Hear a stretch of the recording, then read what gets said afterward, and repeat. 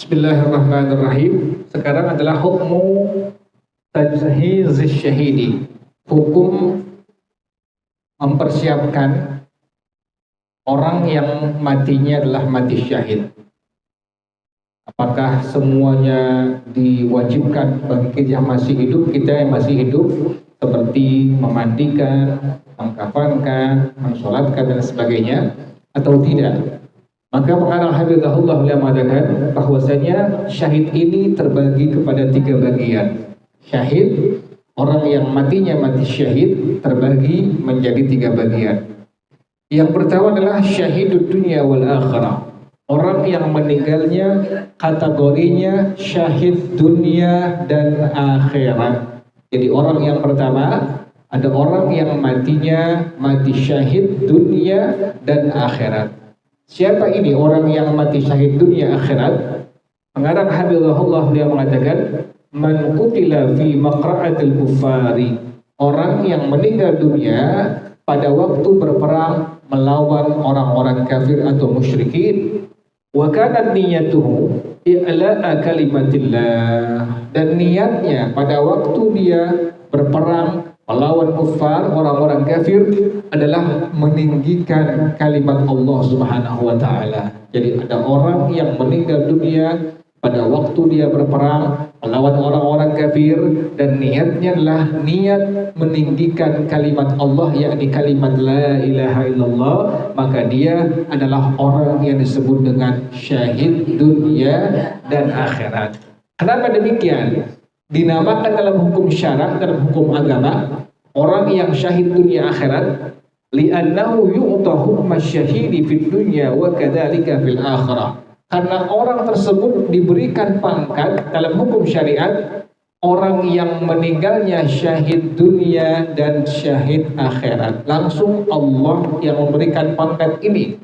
Langsung Rasulullah yang berikan pangkat ini, bahwa orang yang demikian meninggalnya adalah Allah berikan pangkat, Nabi berikan pangkat orang yang matinya syahid dunia dan akhirat. Bagaimana hukumnya apabila ada orang yang demikian yang sudah masuk kategori syahid yang pertama ini, yaitu syahid dunia, syahid akhirat? La yughassalu, tidak dimandikan jenazahnya. Yang kedua, wala yusalla alaihi, tidak disolatkan jenazahnya. Yang ketiga, wa yukaffanu, dikafankan. Wa yudfanu, yang keempat dimakamkan. Jadi 2 yang tidak kita wajib lakukan, yaitu dimandikan dan disolatkan. Jadi apabila ada orang yang matinya adalah mati syahid dunia akhirat, adalah kewajiban kita hanya 2 saja. Yang pertama mengkafankannya, yang kedua memakamkannya. Sementara memandikan dan mensolatkan tidak ada kewajiban sama sekali. Kenapa demikian?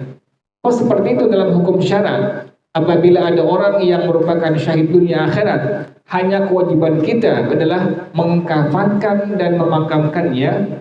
Pengarang rahimahullah dia mengatakan wasababu adami uslihi, sebab tidak ada kewajiban bagi kita yang masih hidup untuk memandikannya, liibqa'i athari syahadati alaihi haitsu innal ghusla yuzilu ad-dam alladhi raihatuhu qaraihatil miski yaumal qiyamah, yaitu untuk memengkalkan bekas daripada mati syahidnya, karena memandikannya dapat menghilangkan darahnya yang wanginya nanti pada hari kiamat. Darah tersebut wanginya seperti minyak kasturi pada hari kiamat. Jadi kalau kita nanti ngendus pada hari kiamat, setelah semua hamba Allah dibangkitkan kembali, ada orang yang darahnya masih dalam tubuhnya, masih ada dalam badannya, kemudian darah itu sangat wangi seperti wanginya minyak kasturi pada hari kiamat, maka dialah orang-orang yang mati syahid dunia dan akhirat. Yang kedua, kenapa kok tidak disolatkan orang yang syahid dunia akhirat ini? Pengarang hafizahullah dia mengatakan wasababu adamis salati alaihi li'annahu maghfurun lahu. Orang yang syahid dunia akhirat tidak disolatkan karena dia sudah diampuni seluruh dosa-dosanya oleh Allah Subhanahu wa taala. Makanya dua yang tidak ada kewajiban bagi kita yang masih hidup. Yang pertama, tidak ada kewajiban untuk memandikannya. Yang kedua, tidak ada kewajiban untuk mensolatkannya. Hanya dua saja yang wajib. Yang pertama adalah mengkafankan, yang kedua adalah memakamkan. Nah, sampai sini ya. Kemudian yang kedua adalah syahid dunia, orang yang kategorinya syahid dunia, tidak syahid akhirat. Siapa dia? Orang yang mendapatkan predikat syahid dunia, huwa man mata fi maqra'atil kuffari. Orang yang meninggal dunia pada waktu berperang melawan orang-orang kafir, wa kanat niyyatuhu dunyawiyatan, tetapi niatnya hanya untuk meraih kesenangan dunia. Dia berperang melawan orang-orang kafir, niatnya bukan untuk meninggikan kalimat la ilaha illallah, tetapi untuk mencari kesenangan dunia. Contohnya apa? Kesenangan dunia. Karena ini ghanaimi, seperti niatnya untuk mendapatkan harta rampasan perang. Niat berperang melawan orang-orang kafir, tapi niatnya dia untuk meraih harta rampasan perang. Maka apabila ini orang meninggal dunia, dia kategorinya adalah syahid dunia. Contohnya seperti apa lagi?